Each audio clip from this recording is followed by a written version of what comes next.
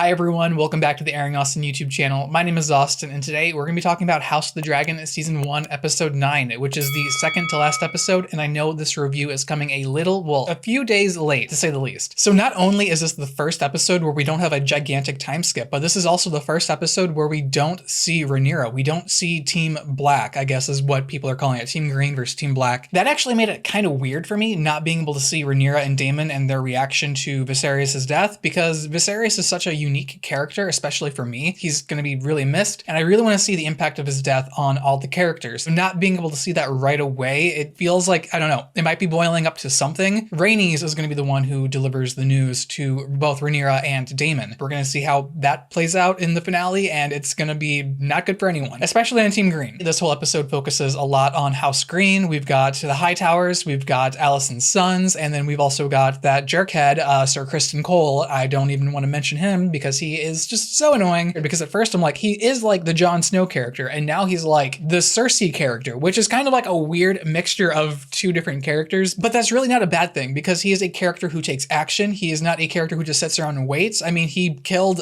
what's his name? Beesbury? Something, I don't know. The old guy who was like, I don't like this. Meanwhile, everyone just seems totally fine with that, all except for the Kingsguard, where they almost get into a little clash. I will not suffer insults to her grace the queen. There was no insult to me, Sir Criston. You put aside your blade.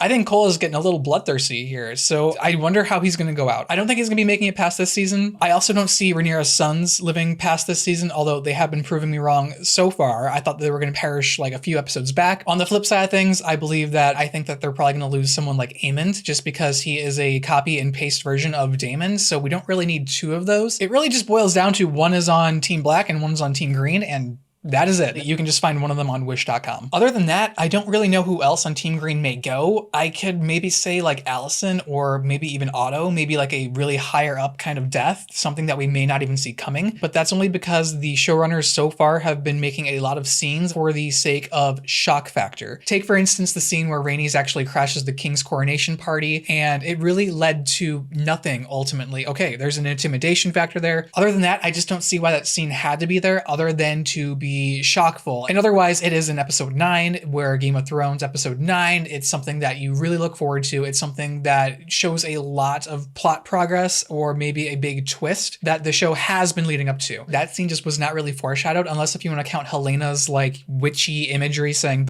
Your father, there is a beast beneath the boards. Oh, my dearest love.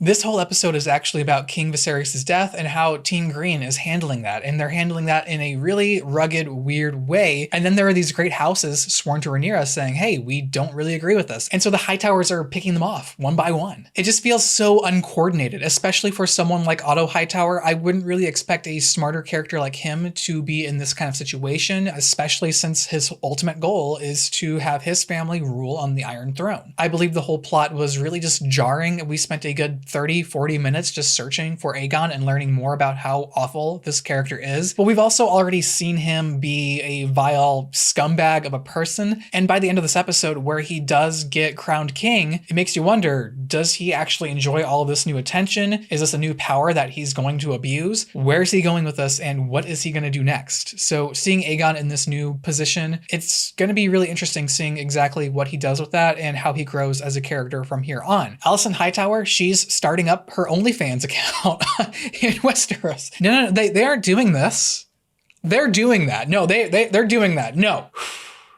Really, not a whole lot actually happened in this episode of House of the Dragon. It was really just a where's Waldo kind of situation. Meanwhile, some political scheming that wasn't really even that interesting, because a lot of it was really forced. A lot of it was just not really that believable. I just don't think that this was my favorite episode of House of the Dragon. In fact, I would have to say that it was maybe my least favorite episode yet, which is very odd, because this is episode 9, which, comparing to Game of Thrones, episode 9 is usually the episode that you look forward to, probably more so sometimes than the actual finale itself. I felt overall very let down by this episode, but that's not to say that it doesn't set up a lot of good qualities for what's to come in the finale. I think that we are going to be getting a lot, especially from Daemon and Rhaenyra. I want to see their reaction to Viserys' death, but not only that, I want to see their reaction to how Team Green is handling all this. Who knows? Maybe the finale of this show is going to be the episode 9 of Game of Thrones. We'll have to wait and see. With all that being said, I am really looking forward to the finale. It's coming out here in just a few days. So if you guys are looking forward to that, I'm going to be posting a video that night, probably that morning, somewhere around that time frame. I think we're going to go ahead and end the video here. If you guys really like the video, be sure to leave a like and a comment down below. The engagement really helps and pushes the video out to people who also enjoy this kind of content. And if you guys want to see more videos from me, highly recommend subscribing and turn on the notification bell. And so with all of the YouTube jargon out of the way, I will go ahead and see you guys for the finale.